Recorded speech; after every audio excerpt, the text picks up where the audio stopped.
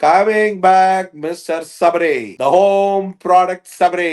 சபரிய கூப்பிட்டு உன் கதைய சொல்ல சொன்னா ஒரு மாதிரி கரெக்டா ஒன்னு ஆரம்பிப்ப, அத முடிக்க மாட்டேன். மறுபடியும் வெண்டைக்காவை ஆரம்பிப்ப, முடிக்க மாட்டேன். மறுபடியும் கடைசியில என்ன விஜய் டிவியை ப்ரோமோட் பண்ண ஆரம்பிச்சிட்ட, எல்லா சீரியல் பேரை சொல்ல ஆரம்பிச்சிட்ட, எல்லா ஷோஸ் பேரையும் சொல்ல ஆரம்பிச்சிட்ட. நீ ரிஜெக்ஷன்ஸ் எல்லாம் சொல்லும் போது இருக்கக்கூடிய வழிகள், இவ்வளவு தடைகள், அதை உடைகள் எழுந்து வேற லெவல்ல வேலைக்காரன்ல இருந்து இங்க வந்து உன் வேலையை காட்டுற அளவுக்கு ஒரு சூறாவளி மாஸ் ஆயிட்ட.